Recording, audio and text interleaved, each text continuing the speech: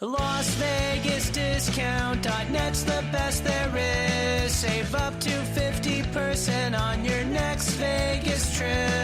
And travel, rental, shows, and tours. Find the deals you're looking for. LasVegasDiscount.net. LasVegasDiscount.net. If you're going to Vegas for deals that are the best, visit LasVegasDiscount.net.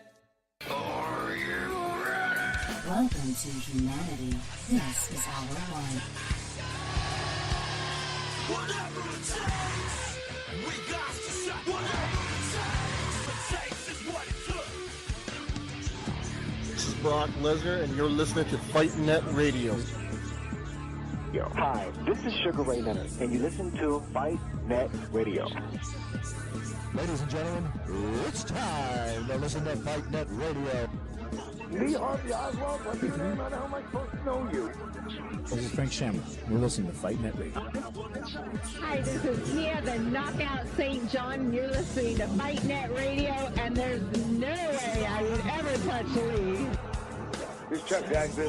I am Stephen Bonner, and you're listening to FightNet Radio. Dan Henderson, you're listening to FightNet Radio. Everybody, welcome to FightNet Radio, where Lee's burning every bridge there is out there. All right. Hi, this is Manny Pacquiao. I'll fight anybody on FightNetRadio.com. I mean, this is ridiculous. It's a radio show. It ain't a one-hour television spectacular. Hi, everybody. Welcome to FightNet Radio. Lee Hanish, Andrew Labouche, bringing you the wonderful world of boxing. We've been doing it for longer than anybody else on the World Wide Web. No need to go into detail about that. What we need to do and start off the show by saying is we apologize. There was no show on Sunday due to a technical error in Andrew's relationship. It has been remedied. He killed his fiancée, and now everything's back to normal. He did that for all of you so that you could continue to have your show. Andrew, any comments now that you're being arrested and tried in California? I was like, what are you talking about? No. I don't know. Listen. We didn't do a show on Sunday. We did have technical issues, more or less. Andrew had technical difficulties, really. Then we recorded a show yesterday, about 30 minutes. Great show. Andrew drank like 3 cups of coffee. It was literally as good as Andrew being a drunk, belligerent lunatic. Yeah. Why? What did I say? When you go off the hinges, it's great. It's great. I don't know what I said. You were pretty wild. Well, I'm going to include that audio of just Andrew at the end of this episode. So if you want to listen to it, there's your little Easter egg.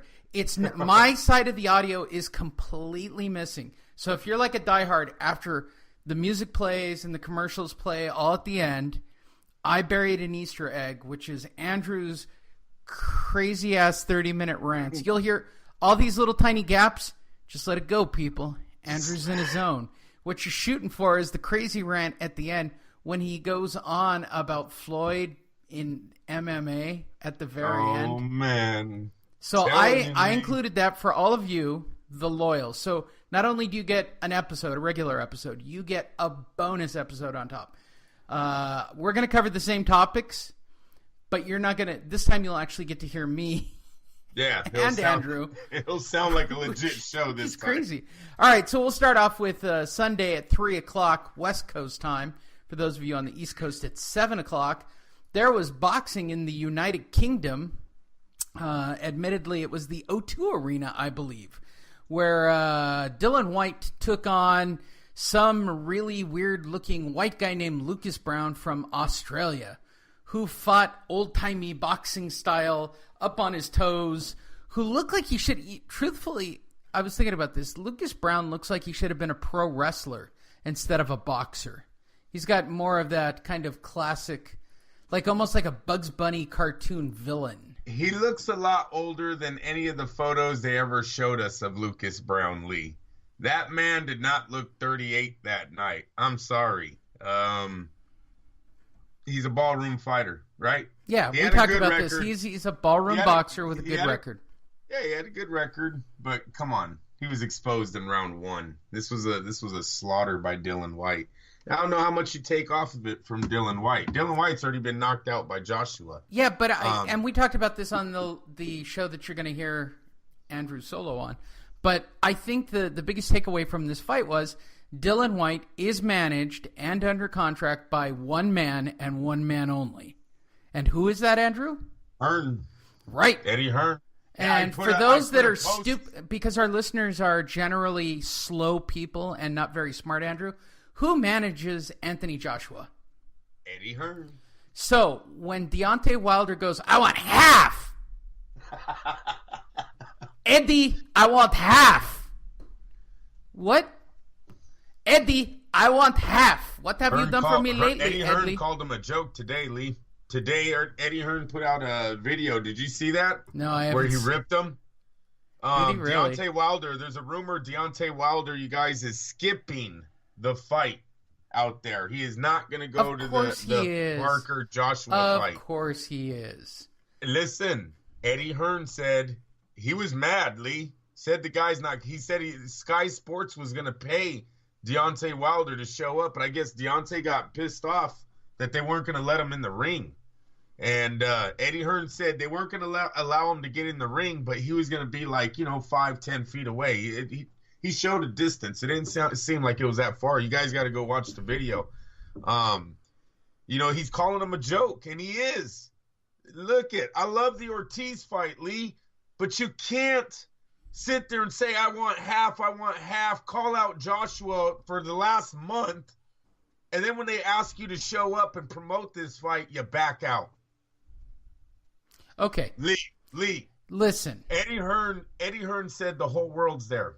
He said there's media from all around the world. Why would this guy not want to show up? No one even knows him, Lee. Everything Eddie's saying, or Mr. Hearn, is saying is true. He only makes $2 million a fight. Why aren't you there? He's all, we were going to give him a hotel. We were going to pay him. They probably would have gotten him a hooker, too. I mean, but here's the thing. Well, hey, look, if I'm the heavyweight champion and I'm flying to England.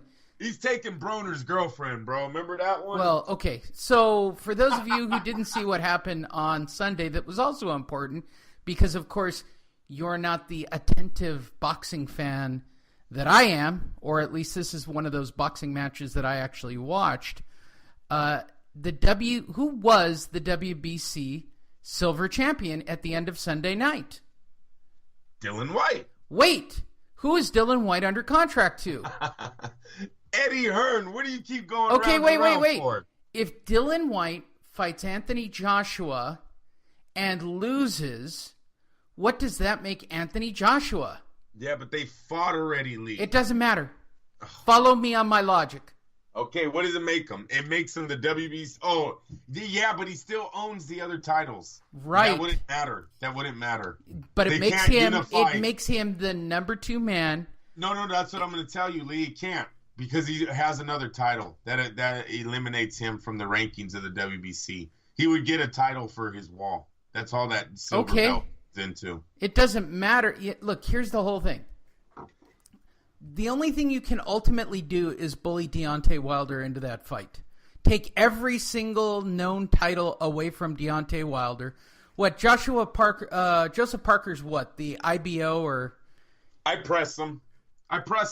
Lee, listen. Lee, you know how many times Eddie Hearn said, who's his advisor? You guys got to watch this video, man. I'm telling you. How many times have I told you who's advising these PBC guys? Go listen to Eddie Hearn. Go listen to what he's saying. He says it at least 4 times in a 10-minute rant about who the hell is advising Deontay Wilder. You guys call him the boxing whispers. Stop it. He got lucky with Floyd. He got lucky with Floyd in the fact that Floyd hated the 2 promoters that built him, Bob Arum and Oscar De La Hoya. He hated those guys. So he put all the shine on someone else. But that guy's, he ain't doing too good with all these PBC undefeated fighters. He had undefeated fighters everywhere, just signing up.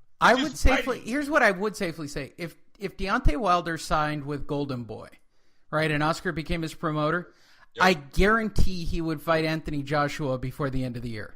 That's right. probably David Haye too, on pay-per-view. On pay-per-view, both of them, and probably make $100 million between the two fights. If Oscar put it on correctly. Oscar told him. Oscar made $25 million off of Lollipop and some programs. He'll do that easy with Deontay Wilder. Dude, he did it with a dude who slammed steroids. Come on. Oscar's the miracle worker. Hey, we just know he knows how to make money. If you're a mainstream fighter, which Deontay is, right? He's turning into that guy. He's undefeated. He's on the TV, the reality shows. He's on the rap videos. He's getting there. He's not getting paid, but he's getting there mainstream in that sense. De La Hoya would take it to another level. De La Hoya would absolutely take it to another level. De La Hoya is who took Floyd to another level. Did I just say that? Go look at his numbers when he gets with Golden Boy. What's the dog upset about? You can hear that? Of course. I got 2 German Shepherds behind this wall. Smart move. Yep, I got another one. How many? You got like 40 kids. I mean, you might as well protect them since you're always recording podcasts.